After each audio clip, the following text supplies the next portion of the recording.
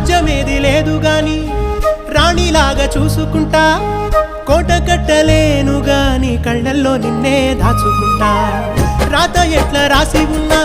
ఆ మార్చి నీతో రాసుకుంటా